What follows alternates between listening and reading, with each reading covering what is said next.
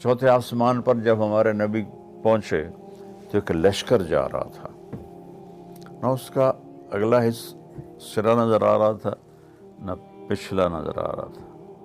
تو آپ نے جبریل سے پوچھا یہ کیا ہے؟ کہا جب سے وحی لے کے نیچے جا رہا ہوں۔ کب سے؟ آدم علیہ السلام، اور اوپر جا رہا ہوں۔ میں اس لشکر کو گزرتے دیکھ رہا ہوں، اس کا سرا مجھے بھی نہیں معلوم، اس کی ابتدا انتہا مجھے بھی نہیں معلوم۔ اور جبریل یوں کرو تو سدرۃ المنتہا سے یہاں پہنچ جاتے ہیں۔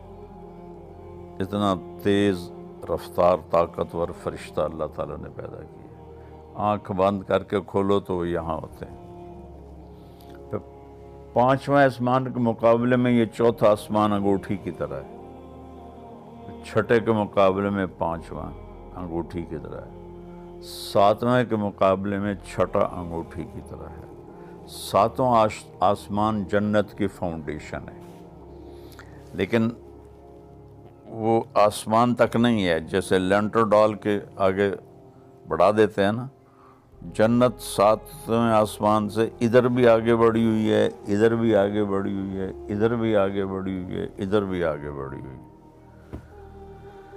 ایک دفعہ جبریل آیا اور کہنے لگے یا رسول اللہ، شیشہ دکھایا، اس میں ایک نقطہ تھا کہ یہ دیکھنا کہاں، کہ یہ میدان مزید ہے، وہ جو شیشے کے اندر نشان تھا، یہ اللہ تعالیٰ نے اپنے دیدار کے لیے جنت میں بنایا ہے، ٹھیک ہے۔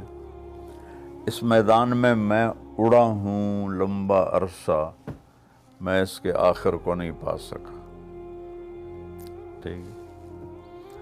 پھر کرسی اس سے بھی بڑی ہے، عرش اس سے بھی بڑا ہے، ساتویں عرش کے نیچے ایک سمندر ہے، وَكَانَ عَرْشُهُ عَلَى الْمَاءِ، اس کا عرش پانی پر تھا۔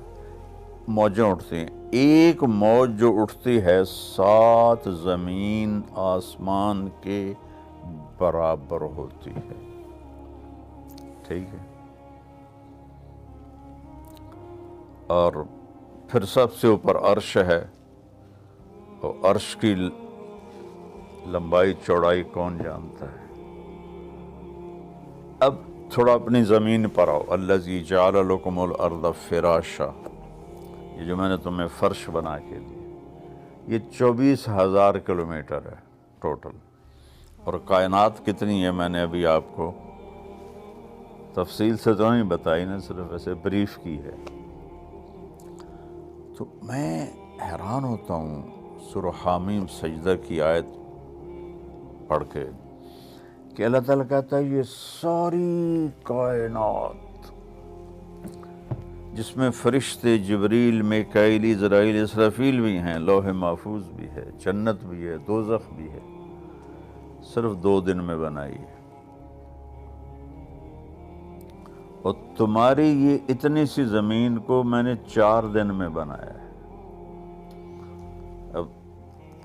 اب ذرا دونوں کی ریشو دیکھو کہ ہمارا تو سولر سسٹم 7.5 ارب مائل میں ہے، تھوڑا اوپر جاؤ تو زمین نہیں، پورا سولر سسٹم ہی نہیں نظر آتا۔ زمین تو تھوڑی دیر اوپر جاؤ تو غائب ہو جاتی ہے، تھوڑا اور اوپر جاؤ تو 7.5 ارب میل کا سولر غائب ہو جاتا ہے۔ تو اس میں طارق جمیل کی کیا اوقات، جیسے ایٹم نظر نہیں آتا، ہم اس کائنات میں ایٹم کی طرح ہیں، نہ دکھنے والی چیز ہیں۔